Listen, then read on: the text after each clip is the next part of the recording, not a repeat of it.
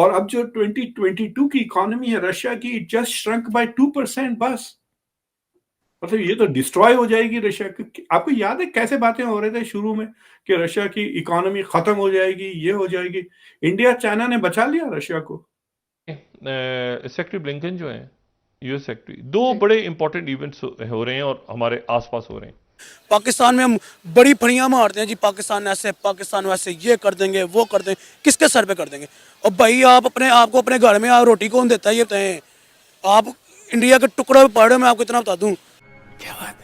So in that sense you could say कि अब जैसा जैसा इंडिया का स्टैचर बढ़ते जाएगा, इंडिया में जो है वो दो इम्पॉर्टेंट वाकयात हैं जो वाकयात तो नहीं, यानी इवेंट्स हैं, दो इवेंट्स हैं। ये स्टेटमेंट मेरी नज़र में गलत है कि इंडिया आने वाले 5 सालों में दुनिया के तीसरे नंबर पे इकोनॉमी वाइज हो जाएगा। 5 साल क्यों मैंने गलत कहे हैं? उन्होंने टाइम ड्यूरेशन बहुत ज़्यादा बता दी है। मेरी नज़र में 1.5 से 2 साल बहुत है उनके लिए। वाह क्या सीन है, वाह क्या सीन है।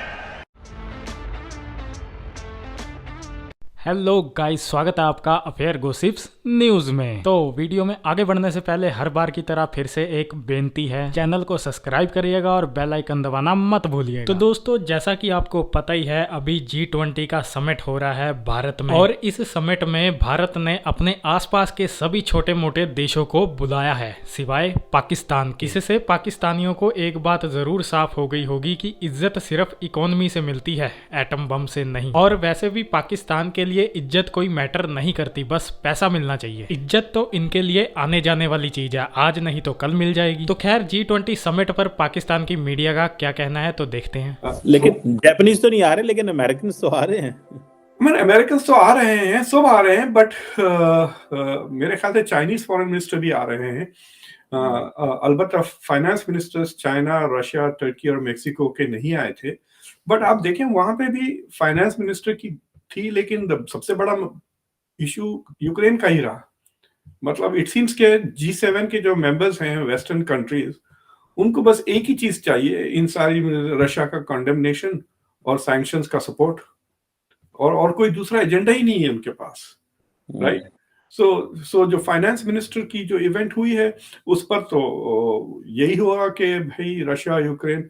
तो मुझे लगता है कि जो बातें Indians are not able to say as host, क्योंकि अगर आप वो चेयरमैन समरी जाके देखें, उसमें सिर्फ ये कह रहे हैं कि रशिया और चाइना ने अपोज किया, इंडिया का जिक्र नहीं आ रहा। So it is very interesting, maybe as a host I could not understand why India does.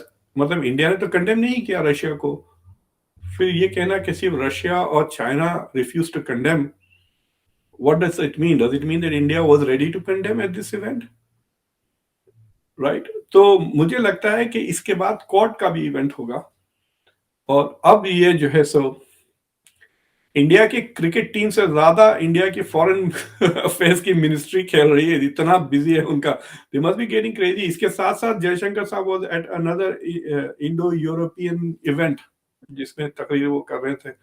Australia भी गए हुए थे मेरा ख्याल है। वो ऑस्ट्रेलिया तो खैर वो एक हफ्ता से ज्यादा हो गया। तो आई थिंक कि जो चीजें फॉर्मली डिस्कस नहीं की सक रहे G20 में, जो इंडियंस हैं, ये इंडियन प्रॉक्सीज, वो मुझे लगता है राइसिनिया डायलॉग में जरा खुल के बात करेंगे। तो काजाकिस्तान रशिया और चाइना के दरमियान, और सबसे बड़ा मुल्क सेंट्रल एशिया का, वहां से सेक्रेटरी ब्लिंकन बाकी वज़रा खारजा से बात करके फिर वो जा रहे हैं इंडिया। और इंडिया में जो है वो दो इम्पॉर्टेंट वाकयात हैं, जो वाकयात तो नहीं, यानी इवेंट्स हैं, दो इवेंट्स हैं।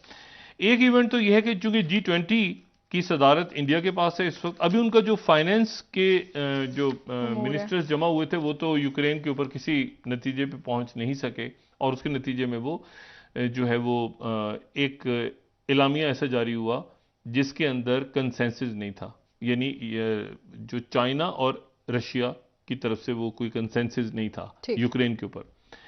लेकिन कल जो है ये जो भी अगले 2 दिन है, 2 दिनों में वहां पर, ये 2-3 दिन अगले, इनमें G20 ममालिक के वुज़राए खारजा का इजलास हो रहा है।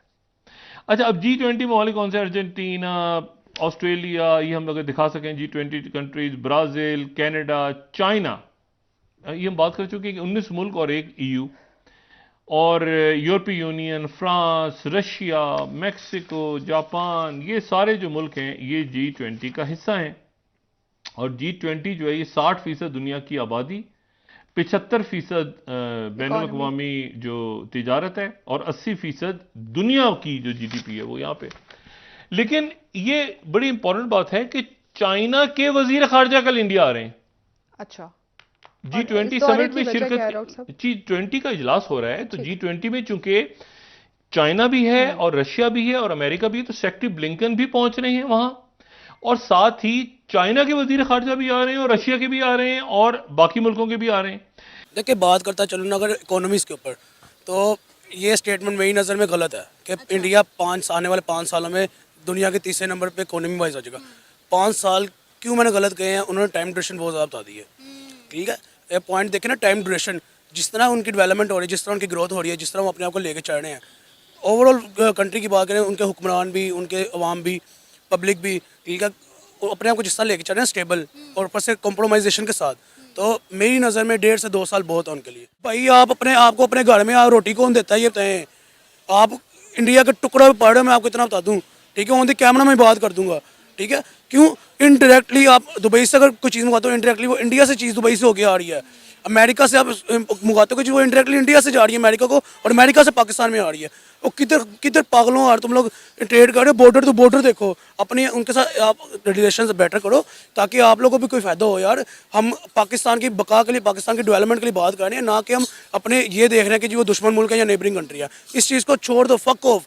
बस आप ये देखो पाकिस्तान किस तरह ऊपर आएगा, जैसे इंडिया दे रहा है कि पाकिस्तान अपना इंडिया किस तरह ऊपर आएगा, चाहे वो इसराइल है, चाहे वो तुर्की है, चाहे वो कोई मुस्लिम कंट्री है, चाहे कोई हिंदू कंट्री है, नहीं मैटर करता। सिर्फ ये मैटर करता है आपकी कंट्री कैसे ऊपर आएगी, बस।